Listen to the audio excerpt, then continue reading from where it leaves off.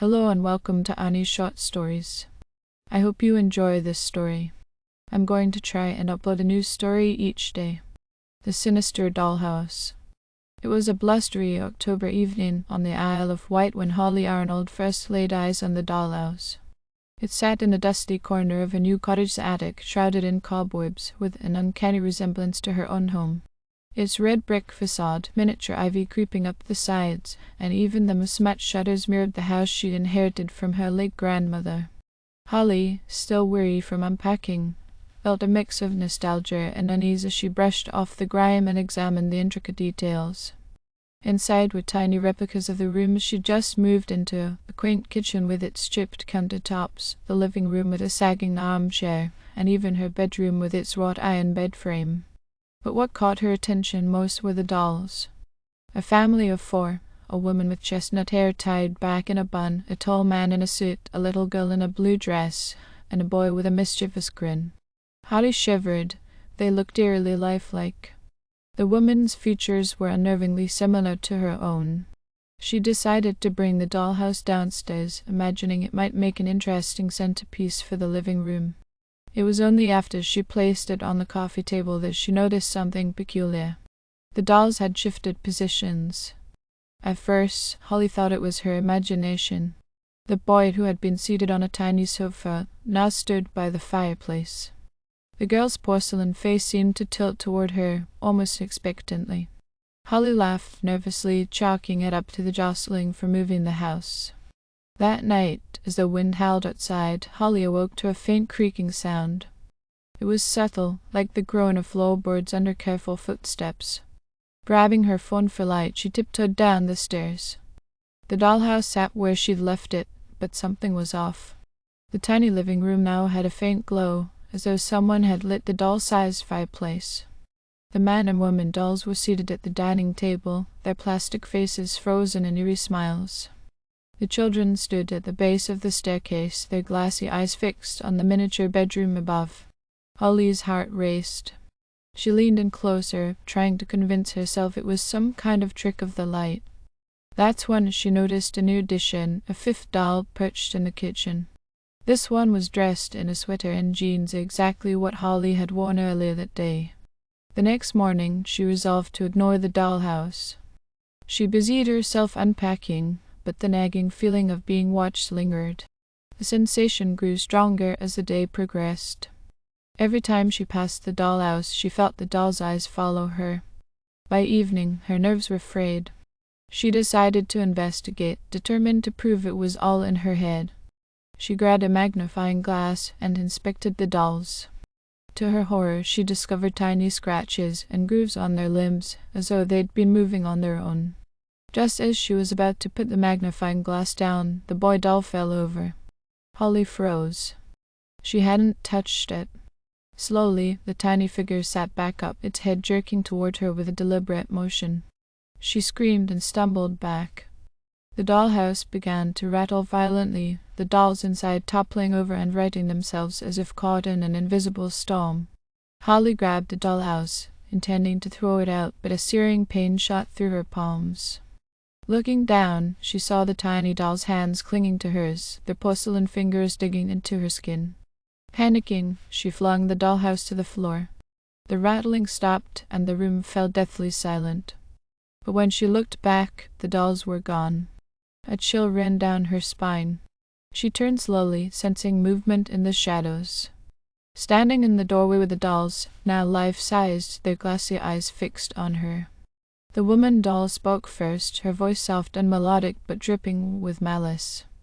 "You've moved into our home, Holly, now." The doll surged forward as Holly screamed. She fled to her room and locked the door, her hands trembling as she called the police.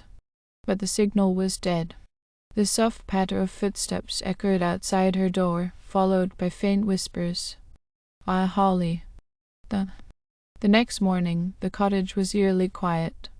Neighbors, noticing Holly's absence, called the authorities. When the police arrived, they found no sign of her, only the dollhouse, pristine and undisturbed, sitting on the coffee table. Inside were 5 dolls, the original 4 and a new addition. A woman with chestnut hair tied back in a bun, wearing a sweater and jeans, her porcelain face frozen in a silent scream. Over the following weeks, rumors about the house spread through the Isle of Wight. Locals whispered about Holly Arnold's disappearance, and some even claimed to see lights flickering inside the empty cottage late at night. No one dared enter, save for a curious antique collector named Mr. Whitlock, who arrived on the island seeking rare finds. He was drawn to the house after hearing about its charming, lifelike dollhouse. The key was still under the rusted planter on the porch, just as the estate agent had left it. Mr. Whitlock stepped inside, his polished shoes clicking on the wooden floorboards. The air was stale, and a strange sense of unease crept over him, but his curiosity was stronger. He found the dollhouse in the living room, exactly as described. Its craftsmanship was exquisite, and he couldn't resist running his fingers over the tiny roof tiles. Peering inside, he marveled at the detail: miniature paintings on the walls, tiny utensils in the kitchen, even a little vase of flowers on the dining table. But it was the dolls that captivated him most. 5 figures, perfectly still, their expressions eerily lifelike. The woman doll in particular caught his eye. Her features were so intricate, her expression so hauntingly human, that he almost felt like she was looking back at him. As he reached out to pick her up, he heard a faint noise, a whisper, barely audible. Leave. Mr. Whitlock froze, his hand hovering over the doll.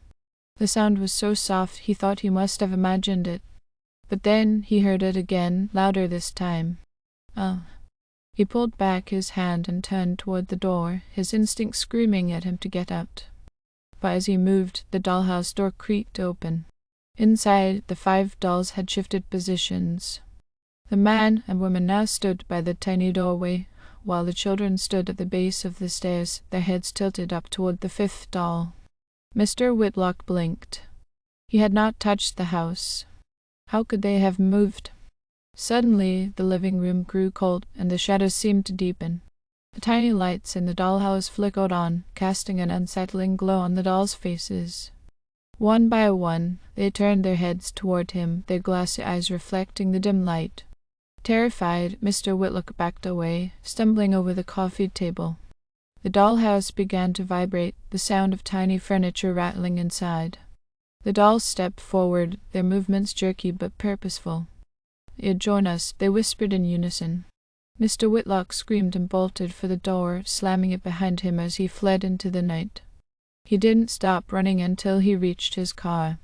The next day, he told anyone who would listen about what he'd seen, but most dismissed his story as the ramblings of an eccentric collector.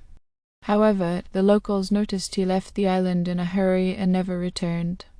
The house remained untouched for years, its windows dark and its garden overgrown. But on certain nights, passers-by claimed to see a faint glow from the living room and hear whispers carried on the wind.